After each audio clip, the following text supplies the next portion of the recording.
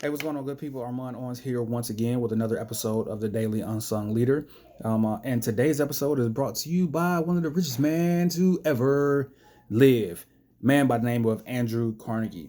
He says he has a quote that I have written down, and pretty much every one of my journals, as a point of remembrance, says that no man will make a great leader who wants to do it all by himself, or to get all the credit for doing it.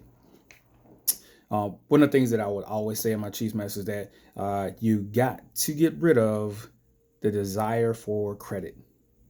You got to get rid of it.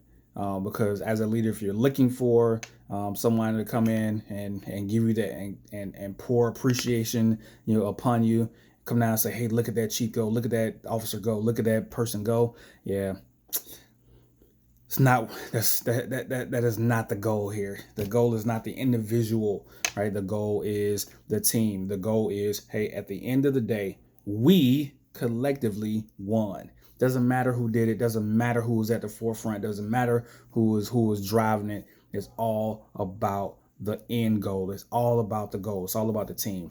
And I am one of the things I am absolutely fortified in is my belief in the collective brilliance of a team.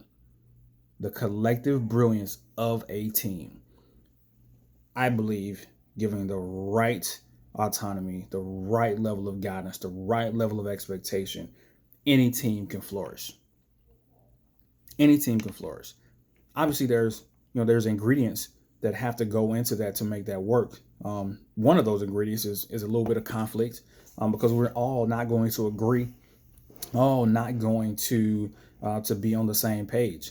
But there's a principle that I've taken from one of the books that I'm reading right now, called Principles by Ray Dalio, who is arguably one of the greatest hedge fund managers ever, one of the greatest investors ever. He talks about an idea meritocracy. Idea meritocracy is simply leveraging the collective brilliance of a team where the best idea wins.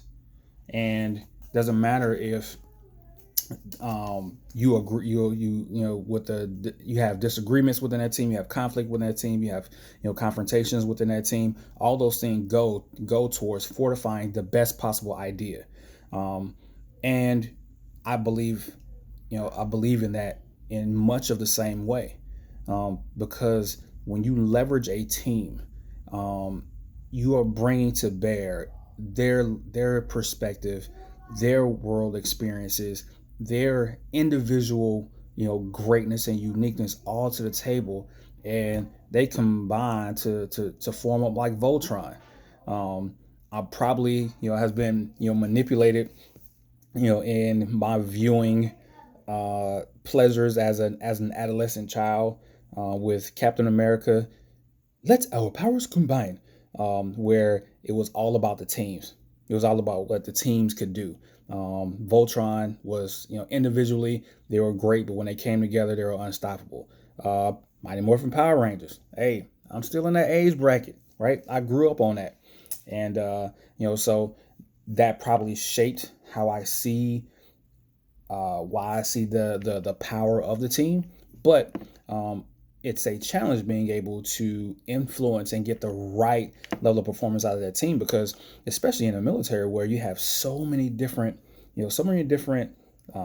personalities, so many different people groups, so many different ideas, bringing those things together in the right way, in the right environment, can be amazing. And if it's not done the right way, it could be so bad, so bad.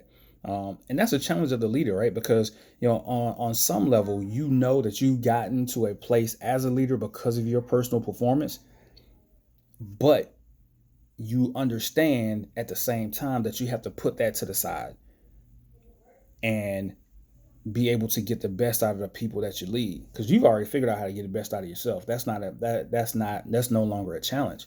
Challenge now is getting the best out of the people that you lead in an environment that has the possibility of getting chaotic at times, and being secure enough to to be able, to bring that team together, bring those individuals together, even in the midst of confrontation, right, and get a good product.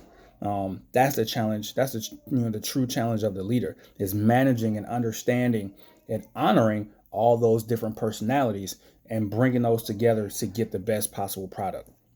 And one of the things that you realize as the leader is that you don't get the credit. You don't get the credit anymore. That's you're past that. It ain't about you getting the credit. You got to be secure in yourself to know, hey, you're doing all you can, for the people that you lead. And that's what you got to live with. Because at the end of the day, you get none of the credit, but you get all the blame, and you have to be comfortable with that. Being a leader, I suggest for you new leaders that are out there or growing into your leadership position, you may want to rethink, what you're going into, based on that my last statement. Understanding that you're not going to get any of the credit, but you're going to get all the blame, and you have to be happy with that. You have to be happy with that, and not look at it as a negative when you get the blame, right? But looking at it more so, as an opportunity, because the bad things that happen to you as leaders, they don't come to end you; they just come to grow you, right? These are opportunities. I've messed up so many times, and they've been so awesome. So awesome. I talked a couple of videos ago about, just the joy of failure.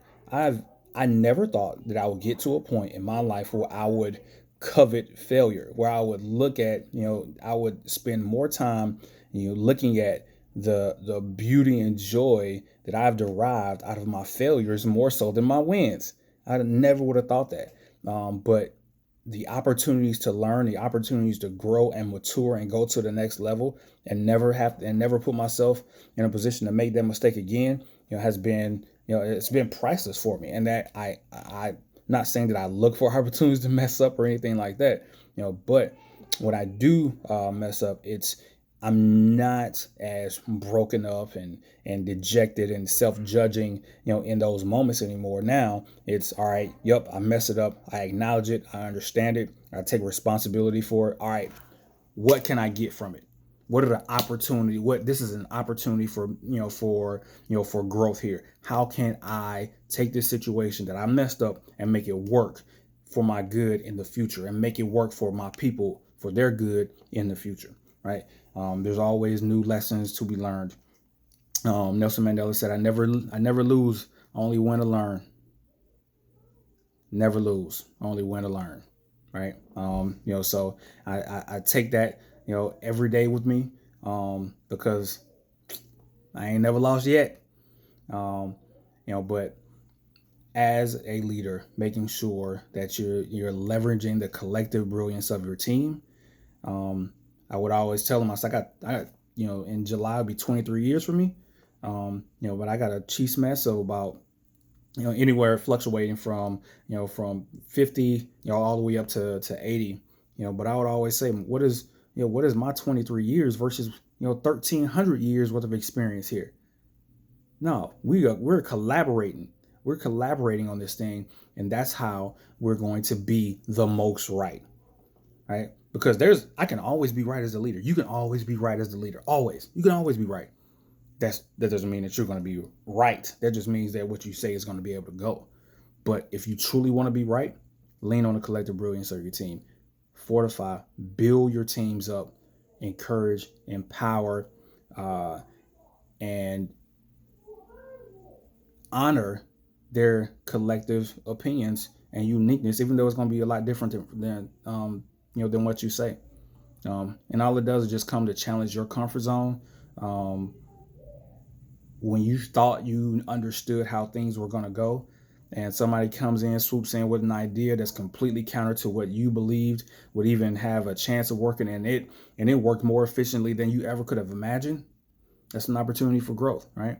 And that's the beauty of being a leader. That's the beauty of trusting your teams. So like I said, today's episode was just me, mulling over one of my favorite quotes. No man will make a great leader who wants to do it all by himself, or to get all of the credit for doing it. Just think about that. Think about how you got the best out of yourself. Take those principles, expand them a little bit, and figure out how you can get the best out of your team. Like, share, comment. Let me know what you think. Hey, thank you for being with me on this journey. I appreciate it. Unsung Leader out.